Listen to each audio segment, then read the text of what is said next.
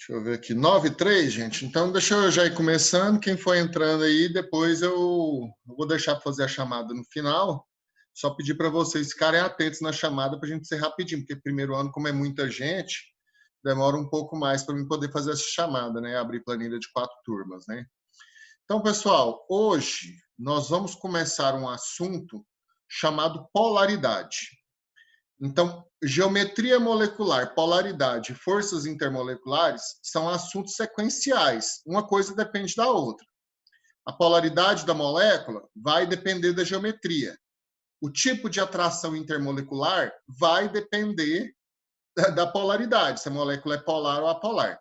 E esses 3 conteúdos, gente, principalmente a parte que está falando sobre polaridade e forças intermoleculares, é um conteúdo que, para quem tem pretensões de fazer vestibular, é um dos conteúdos de química mais adorados no vestibular. Esse conteúdo de forças intermoleculares e polaridade, quando ele chega lá no 3º ano, ele mistura com as substâncias orgânicas e vai gerar esse conteúdo chamado propriedades de compostos orgânicos, que inclusive é um assunto que eu vou começar hoje com a turma da 3ª série. Nos últimos 20 anos de Enem, não teve nem um ano que não tivesse uma questão dessa matéria na prova do Enem. Então, assim, é um dos poucos conteúdos de química que você pode ter certeza, está lá no vestibular. Vai estar no vestibular, é certeza. A estatística dele é cruel. Em todos os anos tinha questão dessa matéria, né? Então, por isso que eu considero um dos conteúdos mais importantes para vocês. Então, a polaridade, ela é falar se a molécula tem polo magnético, dipolo magnético ou não. Então, você tem várias substâncias que naturalmente já têm propriedades magnéticas. A água, por exemplo, ela é uma substância que tem propriedade magnética. Inclusive, eu vou passar para vocês agora um vídeo da experiência que vocês vão fazer essa semana nas práticas de laboratório. Já fechei com a Elisângela. É uma experiência para comprovar que a água realmente tem propriedades magnéticas. Então, deixa eu mostrar essa experiência aqui para vocês. Só um momentinho. Deixa eu só deixar ela aqui já no jeito aqui. Vocês vão ver que experiência interessante, vocês vão repetir essa experiência essa semana. Olha aí. Essa experiência, gente, ela está no canal... esqueci o nome do canal, um canal famoso, Manual do Mundo. Ela está no Manual do Mundo. É a experiência que vocês vão repetir. Só que vocês, em vez, vocês vão poder utilizar régua ou balão, canudinho também dá certo. A gente vai ver aí quais materiais que a gente vai colocar para vocês fazerem. Mas eu quero que vocês notem o seguinte. Aqui, o cara abriu uma torneira na casa dele e deixou passar um fio fininho de água. E ele vai aproximar esse canudinho aqui, onde dentro desse canudinho ele pegou um papel bem seco, né? E ficou atritando. Igual aquela experiência de você pegar a caneta e ficar raspando na cabeça e ficar levantando os papelzinhos de eletricidade estática, o mesmo princípio. Então, deixa eu só colocar a tela cheia aqui para ficar melhor de vocês verem, né? E agora que vocês olhem aí, ó. Olha lá, quando aproxima o canudinho da água, o que acontece? Vou tirar o som aqui, ó. Tá vendo que quando aproxima o canudinho da água, a água desvia de trajetória? Isso daí, gente, é uma experiência simples. Principalmente agora que o tempo está muito seco, é uma experiência fácil de fazer em casa. Olha lá o tamanho do desvio da água. Com um canudinho. O canudinho está fazendo a água desviar de trajetória. Deixa eu parar aqui, que era basicamente isso que eu queria mostrar para vocês aqui nessa parte de agora. Então, o cara pega um canudinho, atrita com papel, aproxima de um filete de água e a água desvia de trajetória. Então, isso só prova, gente, que a água ela tem propriedades magnéticas. A água é uma substância polar, né? Para poder estudar polaridade, uma outra coisa que nós precisamos é lembrar de soma de vetores. Soma vetorial. Vocês já devem ter visto um pouco sobre vetores em física, né? O vetor, gente, ele é uma unidade matemática que vai apresentar módulo, direção e sentido. Então, deixa eu colocar para vocês aqui, ó, uma parte para a gente poder relembrar esse vetor. Então, vamos imaginar o seguinte, eu vou pegar um vetor aqui e vou acrescentar esse vetor aqui, ó. Deixa eu só mudar ele de posição aqui, ó. Então, isso daqui é uma representação de um vetor, né? Então, você tem, ele está no sentido horizontal, ele está apontado para a direita, e ele está aqui, ó, do 15 ao 25. Então, ele tem 10 unidades. Então, módulo, direção e sentido. O que nós precisamos lembrar desse negócio de vetor? Quando você tem dois vetores, ó, vou colocar aqui um vetor B aqui, e vou colocar ele com o mesmo tamanho, deixa eu colocar ele aqui com 10 unidades, deixa eu só colocar aqui, 10 unidades, mas eu vou colocar ele um apontado para um lado e outro apontado para o outro. Os dois estão na mesma direção, mesmo sentido, mas no mesmo sentido, mesma direção, né? Os dois estão horizontais. Eu sempre confundo esse trem de módulo, direção e sentido. Eu apanhava em física no ensino médio. Mas, enfim, os dois estão na horizontal, mas um apontado para a direita e outro apontado para a esquerda. Então, imagina, você está num cabo de guerra. Todo mundo aqui já, pelo menos, já deve ter visto a brincadeira do cabo de guerra. Então, é uma pessoa puxando um lado, outra pessoa puxando o outro. A pessoa mais forte, né, vai arrastar para o lado dela. Se as duas pessoas estiverem puxando com a mesma força, o trem fica parado, né? Então, aqui é o mesmo princípio. Quando eu coloco a soma aqui do vetor, ele não tem soma nenhuma. Agora, se ao invés desse vetor aqui, está apontado para o lado contrário, se ele tiver apontado para o mesmo lado, ó, coloco os dois vetores apontados para o mesmo lado, olha lá, vai gerar esse vetorzinho aqui, ó, que é a soma deles. Então, esse vetor aqui é o resultado da soma dos dois. Então, a gente tem que saber, nessa parte de vetores, o seguinte: quando que a soma dos vetores dá zero e quando que a soma dos vetores não vai dar zero. Ela sempre vai dar zero quando eles estiverem sempre em direções opostas. Então, vamos pegar aqui, ó. Vou pegar esse vetor B aqui, vou apontar para cima, e vou pegar esse vetor A e apontar para baixo. Tá vendo que sumiu aquele azulzinho que é a soma? Agora, se esse vetor, em vez de estar para cima ou para baixo, se eu colocar ele aqui para o lado, ó, olha aqui o resultado. Ó. O resultado vai dar nessa diagonal. Ó. Então, a soma de vetores, ela só dá zero quando eles estão literalmente em direções opostas. E no mesmo sentido, ó, um para cima, um para baixo, um para o lado, outro para o outro. Quer ver? Ó, vou pegar esse vetor B aqui, ó, vou colocar na diagonal aqui para baixo, olha para onde está dando o resultado, que é essa soma. E vou pegar esse vetor aqui e vou colocar para cima. Tá vendo que o resultado some? Porque um está para um lado e outro está para o outro, os dois na mesma direção. Então, é isso que eu preciso que vocês lembrem da soma de vetores. Se vai dar zero ou não. Eu não preciso, igual vocês são acostumados na matemática, a traçar, por exemplo, calcular qual que é o vetor final, usar Pitágoras, coisa e tal. Porque, por exemplo, se você tiver uma situação assim, ó, você pode usar Pitágoras para calcular essa soma aqui, ó. Mas eu não preciso do resultado da soma. Eu só preciso saber se ele vai dar zero ou se ele não vai dar zero. É isso que eu preciso saber. A soma dos vetores, ela sempre dá zero quando está um para um lado e o outro para o outro exatamente. Olha só, quando eu pegar o outro aqui e colocar na direção oposta. Olha lá, o resultado some.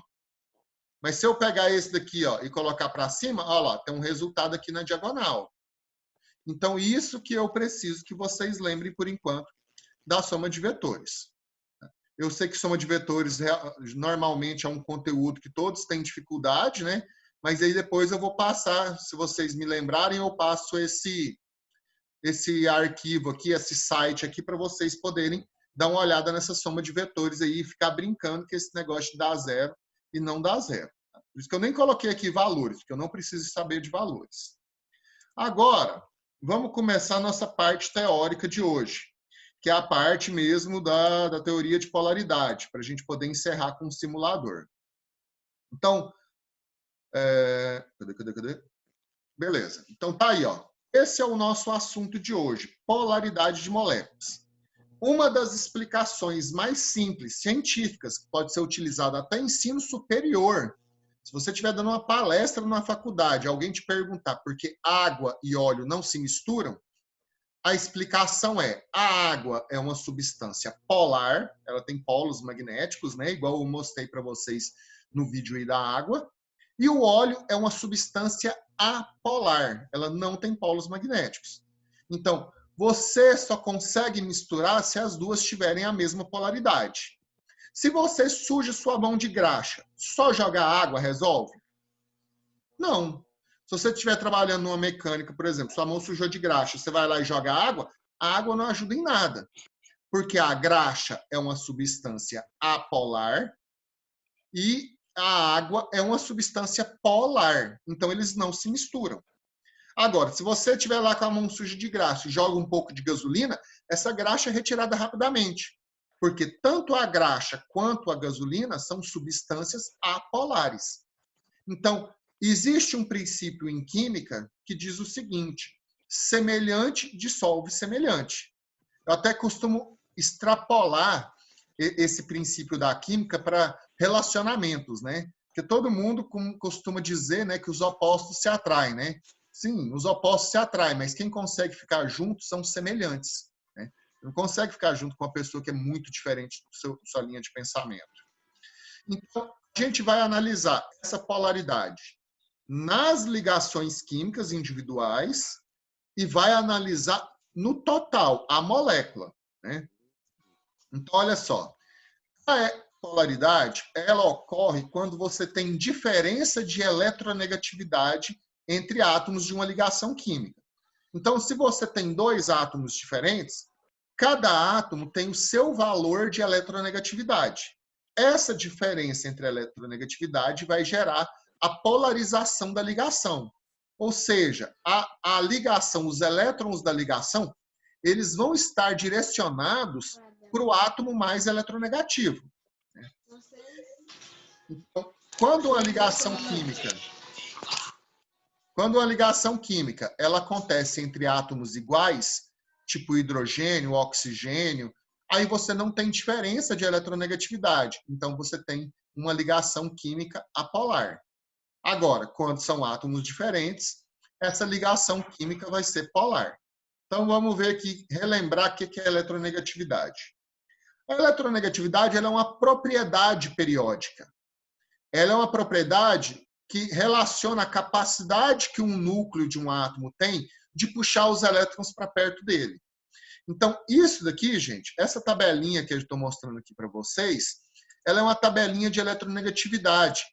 Então, aqui ela tem valores de eletronegatividade. Tipo aqui, ó, o hidrogênio, a eletronegatividade dele é 2,1. O rubídio, a eletronegatividade é 0,8. O elemento mais eletronegativo da tabela é o flúor, com a eletronegatividade 4. O cara que criou essa escala é o Linus Pauling. É o mesmo cara que fez aquele diagraminha, 1s, 2s, 2p. Então, eu quero que vocês notem o seguinte. Quando você pegar aqui na tabela periódica, essa região da tabela aqui, ó, essa região da tabela que eu estou marcando de verde aqui, são os elementos que são os metais. Os metais, a tendência deles na ligação iônica é perder elétrons. Então, quer dizer que eles não conseguem segurar os elétrons, né? Eles atraem poucos elétrons. Então, eles são eletropositivos, né? Agora, se você pegar esses elementos aqui, ó, que eu vou separar aqui de vermelho, ó, esses elementos já têm eletronegatividade mais alta. Então, esses elementos aqui nós chamamos de eletronegativos. Eles têm uma capacidade muito grande de puxar os elétrons para perto deles. Tanto que na ligação iônica, eles vão formar íons que são negativos. Então, beleza. Isso daqui é a tabelinha com os valores de eletronegatividade. Eu preciso decorar que o flúor é 4, que o nitrogênio é 3, que o silício é 1,8? Não, você não precisa ter isso daqui decorado. Agora, essa fileira que aparece aí embaixo, gente, são os principais elementos eletronegativos. Se você pegar aqui o hidrogênio, que tem uma eletronegatividade considerável, e os outros elementos aqui do grupo dos ametais, então você tem uma tendência, que gera essa fila de eletronegatividade. Tanto é que existem recursos, muitos professores criam frases ou musiquinhas para vocês poderem decorar essa fila de eletronegatividade, porque tem que saber, infelizmente, para vocês tem que ser decorado. Até eu, que sou um professor que não sou muito fã desse negócio de musiquinha, coisa e tal, tem uma frasezinha aí para essa fila de eletronegatividade. Então, olha só, vou destacar aqui para vocês falando da frasezinha. A frasezinha é: fui ontem no Clube Brasileiro e só comi pão hoje. Ou fui ontem no Clube Brasil e só chupei picolé hoje. Aí cada um, gente, pode criar a sua própria frase para poder lembrar dessa sequência, né? O fato é que vai ter, uma hora ou outra, você vai ter que lembrar dessa sequência aí. Vai ser importante para esse estudo de polaridade. Então, essa frase aqui, fui ontem no Clube Brasileiro e só chupei picolé hoje, vocês vão ter que decorar essa frase aí para poder saber a ordem dos elementos mais eletronegativos. Aí, nessa fila, você tem o flúor aqui no começo, como o elemento mais eletronegativo de todos, e o hidrogênio como o menos eletronegativo dessa fila. Mas a tabela periódica tem um monte de elementos. Mas esses outros montes de elementos aqui, gente, são metais. Os metais são eletropositivos, e os metais não formam normalmente ligações covalentes. Raras exceções dos metais formando ligação covalentes. Existe exceção. O ferro, por exemplo, ó, que está aqui no miolo da tabela, quer ver? Deixa eu mostrar aqui para vocês a posição aqui dele. Ó. O ferro que está aqui, ó, ele forma ligação covalente, mesmo sendo metal, ele forma ligação covalente com carbono numa molécula presente no nosso sangue, chamada hemoglobina, né? Então, aí, você tem um metal formando ligação covalente. Mas nós não vamos estudar as exceções, a gente vai se ater ao comportamento geral. Pelo comportamento geral, os metais formam ligação metálica ou iônica e os ametais e o hidrogênio vão formar as ligações covalentes. Caso surja alguma exceção aí na nossa vida, a gente comenta a exceção. Então, vamos lá, na polaridade em ligações químicas. Então, aí, gente, você tem a molécula de ácido clorídrico. Esse ácido clorídrico aí, gente... Deixa eu só desligar um WhatsApp aqui, gente, que esse trem tá me deixando doido. Nossa, que ódio desse trem apitando aqui. Só rapidinho, gente. Deixa eu só fechar esse WhatsApp aqui, porque tá me incomodando já esse WhatsApp aqui.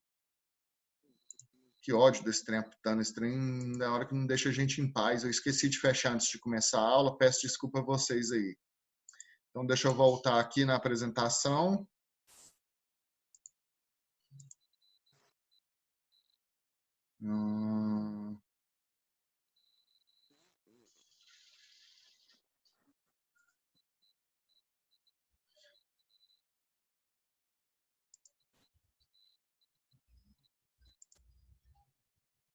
Rabisca aí agora, se for homem.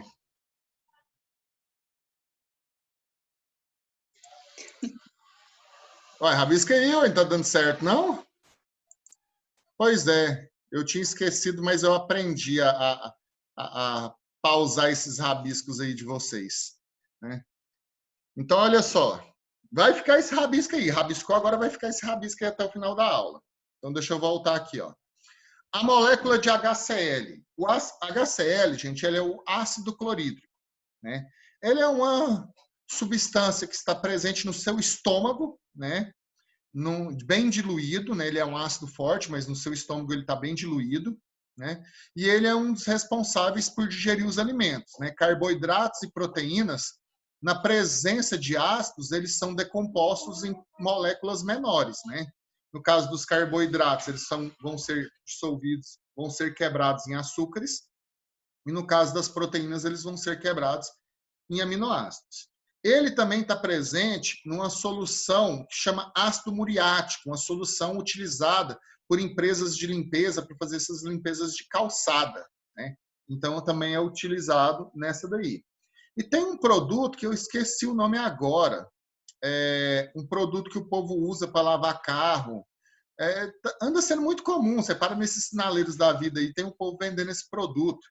É um produto de limpeza também forte. Minha esposa quase intoxicou com ele esses dias aí, que também é a base de ácido clorídrico. Depois, se eu lembrar o nome do produto... Intercap. Oi, Vitor? Intercap. Eu não lembro o nome. Ele tem um nome, sabe? Mas eu não lembro agora. Esqueci, me deu branco agora. Segunda-feira é Ele é difícil. roxinho? Oi? Ele é roxo? É. Intercap?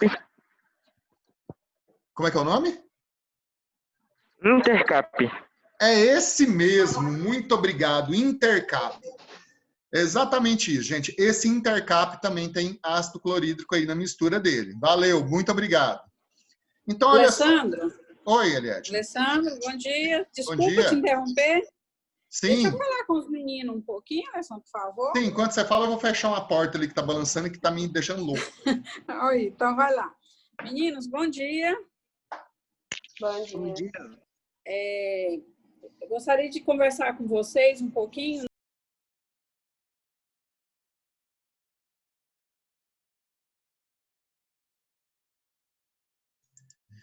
Então, gente, deixa eu voltar aqui para nossa apresentação aqui. Então, olha só, gente, a gente estava analisando aqui o caso do ácido clorídrico, né? Então, vou ter que dar uma acelerada, que a Eliette não tomou um tempo aqui, para a gente poder conseguir ver pelo menos o básico disso daqui nessa aula de hoje, né? Já que faltam 8 minutos para terminar, um pouco mais de 8 minutos para terminar. Então, HCl, você tem ali uma ligação, né, com hidrogênio e 3 pares de elétrons aqui. Quando você pega aquela filinha de eletronegatividade, o cloro ele é mais eletronegativo do que o hidrogênio. Então, como é que a gente representa isso? Ele vai representar por um vetor. A gente vai representar por uma setinha. Esse vetor representa um momento magnético. Então, quer dizer que dessa ligação química aqui, ó, quando você pegar essa ligação química, que é composta por um par de elétrons, por 2 elétrons, como o cloro é mais eletronegativo, esses elétrons vão estar mais próximos do cloro. Então, o que isso vai gerar? Vai gerar um polo magnético. Então, quer dizer que esse vetor, esse Uzinho aqui, gente, é o símbolo de momento de dipolo magnético. É um símbolo clássico de momento de dipolo magnético. Então, quer dizer que na molécula de HCl, o hidrogênio vai ser o polo magnético positivo e o cloro vai ser o polo magnético negativo. Então, essa molécula de HCl é uma molécula polar, né? Então, a ligação química vai ser polar. Agora, quando você pega o hidrogênio, H2, gás hidrogênio, né? Os dois átomos têm a mesma eletronegatividade. Então, se não tem diferença de eletronegatividade, a ligação química é apolar. Então, sempre ligações químicas entre átomos diferentes vai ser uma ligação química polar, e a ligação química entre átomos iguais vai ser uma ligação química apolar. É sempre assim. Agora, quando você analisa isso em moléculas, aí vai depender da eletronegatividade e da geometria molecular.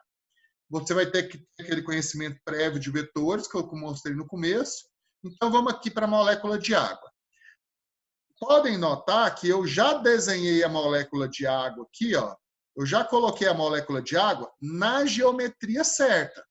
Moléculas que tenham 3 átomos e o átomo central tem par de elétrons são moléculas angulares. Então, ela vai ter uma geometria angular, né? Quando você for fazer isso, analisar a polaridade em moléculas, você tem que colocar na geometria certa. Então, entre o hidrogênio e o oxigênio é um átomo mais eletronegativo. Então, você vai ter o vetor apontado para o oxigênio. Então, a ligação química do H com O é uma ligação química polar, né? Então, você tem esse momento magnético. Olha só o caso da outra ligação, mesmo princípio. Então, a polaridade, pelo fato do oxigênio ser mais eletronegativo, os elétrons estão todos deslocados para o oxigênio. Então, isso faz com que a molécula, a soma desses vetores, não seja zero. Se a soma dos vetores não é zero, eu vou ter uma molécula polar. Então, a substância, a molécula de água, é polar. Então, o oxigênio, que é para onde os vetores estão apontados, seria o polo magnético negativo, e os átomos de hidrogênio seria o polo magnético positivo. Agora, vamos ver o caso do CO2. Né? Eu tenho uma geometria linear. Como aqui, ó, o carbono, são 3 átomos, e o átomo central não tem par de elétrons, a molécula é em linha, geometria linear. Aí, olha só, eu tenho ligação entre carbono e oxigênio. O oxigênio é mais eletronegativo. Então, significa que quando eu vou colocar um vetor, eu vou ter um vetor apontado para o oxigênio. Então, o polo magnético está direcionado para o oxigênio. Então, a ligação química entre o carbono e o oxigênio é uma ligação química polar. E eu vou ter a mesma coisa para o outro oxigênio. Aí lembra lá do começo da aula? Quando você tem 2 vetores exatamente em sentidos opostos, direções opostas, a soma desses 2 vetores dá 0. Então, quando eu somar esses 2 vetores aí, a soma deles vai dar 0. Então, se a soma dos vetores der 0, significa que a molécula é apolar. Então, você tem a ligação química é polar, mas a molécula é apolar.